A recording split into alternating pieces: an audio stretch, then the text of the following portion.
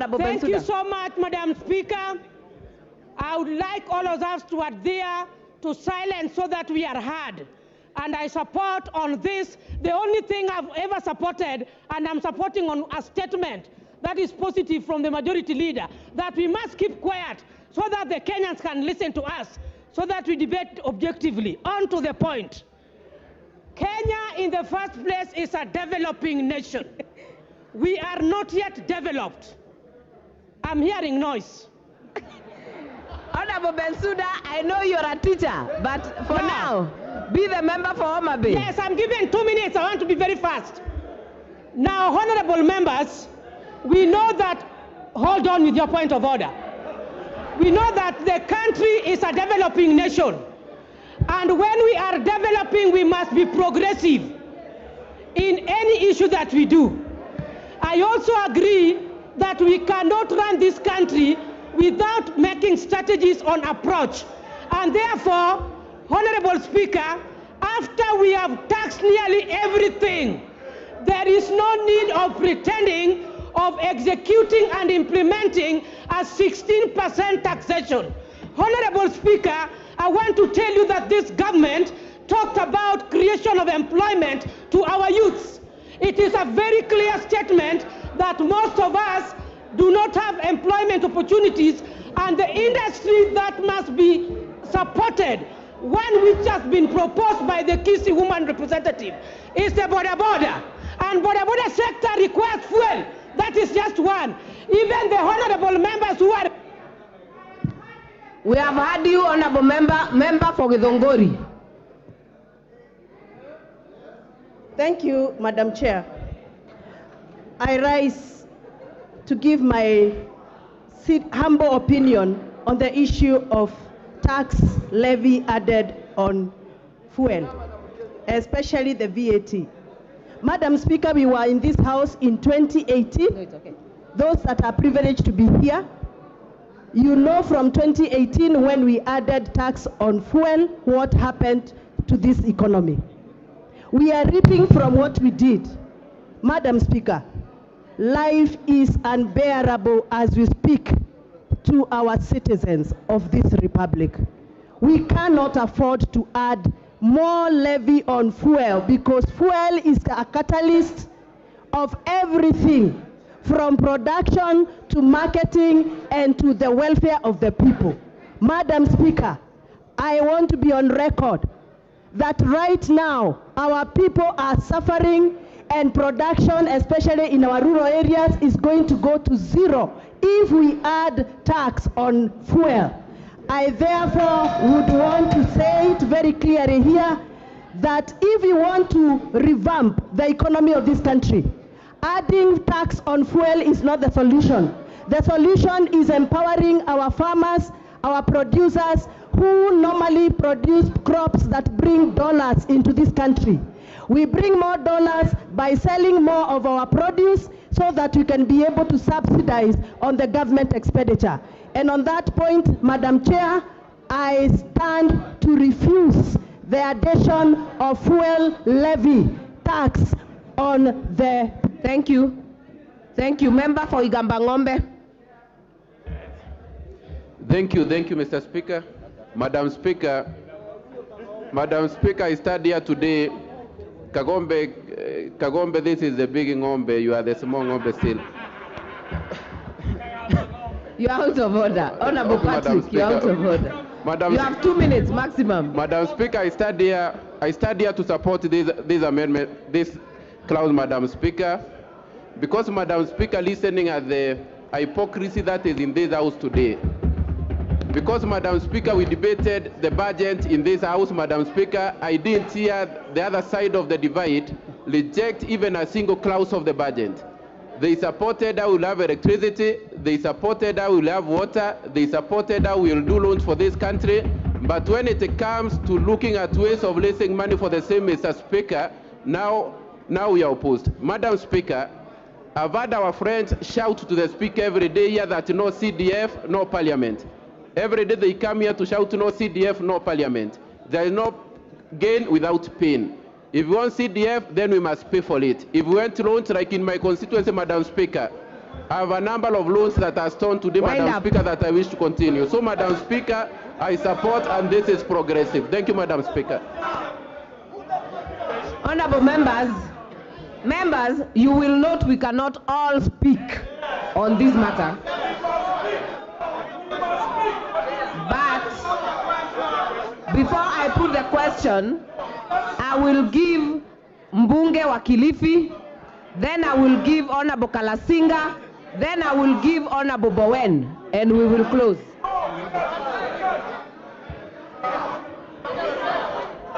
Member for Kilifi, Honorable Mbeyu. Asante mwenyekiti wa mkao. Bi mwenyekiti, nataka kuzungumzia kipengee hichi cha kuongezwa ushuru wa mafuta. Bi mwenyekiti, tusidanganyane. Roma haikujengwa mara moja. Naona Kenya Kwanza mwataka kujenga Roma kwa wakati mmoja. Hamwezi kuongeza ushuru wa mafuta 100% kutoka 8% mpaka 16%. Ulisikia wapi? Nyinyi ndio mliosema Kenya haina pesa. Kenya iko broke. Nyinyi mwenda kuongeza mafuta, bei ya mafuta mara 100%. Hawa mama mboga ambao wanaenda sokoni wataenda na mafuta ya gari gani waweze kujikimu? Hawa bodaboda mlikuwa mnawazungumzia wataweza kufanya kazi zao vipi? Serikali msituchezee. Hii mafuta ushuru ubaki 8% au urudi 5 na si 16%. Tutawaramba na mtajua sisi ni kina nani. Hamuwezi kufanya Wakenya namna hii. Sio mliowaambia Wakenya mama mboga wanaenda sokoni kubeba mboga vipi na 16% ya mafuta. Mheshimiwa Mbeyu, jumba hili lina mdahalo na ni kuongea sio kutupiana maneno. Tujaribu sana kufuata kanuni zetu. Nampatia Mheshimiwa Kalasinga.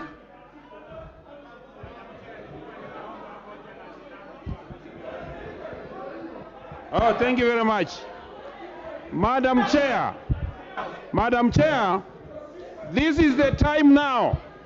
This is the time now Kenyans have gone on televisions watching us. This is the time now, Madam Chair, that this House here, Honorable, must make a decision that serves Kenyans outside there. Madam Chair, as I talk now, me as a person who comes from Western, we cannot grind and eat ugali grade 3 without oil in our portion meals. If we increase this, Madam Speaker, we shall paralyze our stomachs in Western Province. Madam Speaker, as I talk now, we have farmers in Rift Valley who uses tractors to plow their farms. If we increase fuel, they are watching us now on televisions. I want to give a warning to this House now. I can even plead and kneel down that Kenyans must be given a freedom, and the freedom comes from here. Thank you, Madam Chair. Honorable Bowen. Thank you, Madam Chair. Madam Chair, I want to support the amendment, Madam Chair. Madam Chair, and I want to say, Madam Chair, this clause, Madam Chair, I want to support the bill, Madam Chair. And Madam Chair, the agreement, the reason as to why we have a fuel subsidy, Madam Chair. This is not the first time this increment to 16% is before this House for the first time, Madam Chair. It's been there before. Madam Chair, this is the fuel subsidy. Was used by the Handshake brothers when they were giving out a fuel subsidy and they misused. Madam Chair, the government paid over 50 billion in terms of fuel subsidy. But this is the time we are saying, Madam Chair, if we have to achieve all the development we need, which is in the Kenya Kwanza Manifesto, Madam Chair, we need to have the 16% and to stop the fuel subsidy, which has been misused by the last Majority Whip. Thank you very much, Honorable Chair. Honorable Chair, I agree with several members that it is indeed true that this is a very emotive topic. especially when you talk about the increase of VAT on fuel. But again, to be fair, even as we bash the proposal to raise the 8% to 16%, we also need to be honest enough and inform the public that this thing was passed in the previous parliament and then deferred to this session. But be that as it may, Madam Chair, be that as it may, Chair, it is important for also the House to know that the government has taken measures, several measures to mitigate the challenge of the increase of the 8%. The escalating dollar has been mitigated through the G2G matters. The issues Honorable Wamboka, you will not shout. Zero What is rating your in point terms of of the order? farm inputs have been reviewed. So there are so many things that have been done. So you can't just be here Majority and whip. Order. It will be one person at a time. Please take your seats. Honorable Wamboka, what is out of order? Honorable Chair, we are the 13th Parliament, and we are here to look at issues as they come to us, as fresh as they are. Is the honorable member in order to mislead the House that we are looking at a bill of the past Parliament when they have just presented this bill that is retrogressive, that the bill that is going to hurt Mwananchi, the bill that is going to hurt Bodaboda? Honorable Wamboka, that is a point of debate. Majority whip, finalize. let me finalize by saying this. For clarity purposes, I'm talking about deferring. This issue was deferred from 2018 to this season. But be that as it may, Honorable Chair, hold on, Honorable Mbadi, be that as it may, the government has taken other mitigation measures to curb the challenge of the escalating. I mean, there are so many things. You guys want us to operate on subsidy. You guys want us to Other operate members, on if you're on your feet, I am not giving you. Member for nominated member, Badi, what is out of order?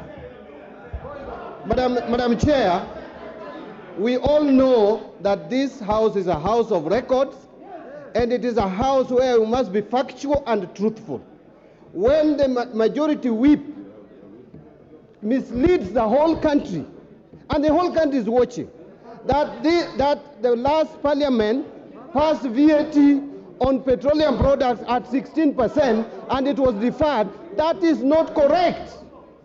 The last parliament, if he has forgotten, rejected the 16%. We only allowed 8% after the president's memorandum.